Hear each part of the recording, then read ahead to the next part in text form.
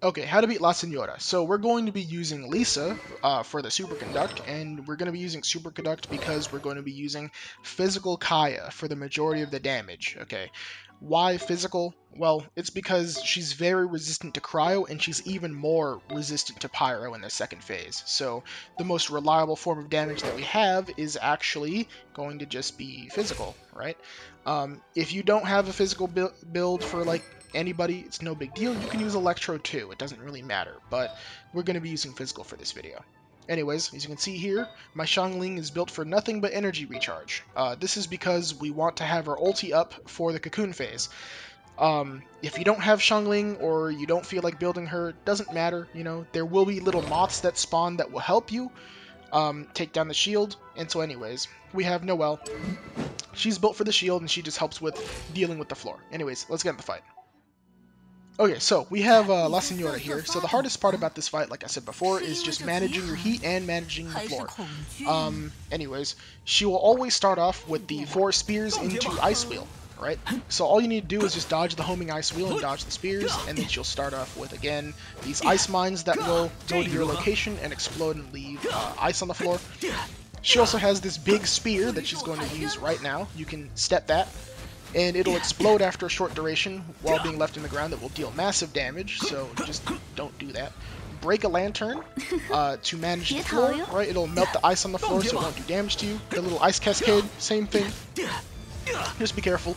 That's all she really has. She has like a couple of like homing lances that she can also do in this phase as well, that you can just step. Anyways, we're just gonna pop ulti and Guoba. We're gonna grab a moth, right? And we're gonna use the thing. If you didn't know that those moths existed, they exist. You need to look around. They do disappear after a short while, so grab a moth and you're done with the first phase. That's pretty much it. Second phase is, in my opinion, actually way easier. So we're gonna go here and we're gonna dodge a whip. So she'll always start off with that singular whip and then she'll start moving into these whips. You can bait these whips out, the sideways ones, by staying near her and slightly to the side. So she'll just keep spamming this until she teleports away.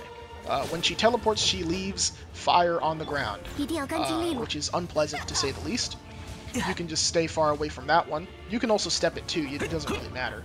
But yeah, for the most part, if you don't get rid of all of the heat on the floor, it's bad for your health. You need to break refrigerators for that. So we're going to walk over to refrigerator here and dodge the thing. He's going to shoot a little spherical nonsense at us that will leave fire on the floor. So let's break a refrigerator and clear the floor here.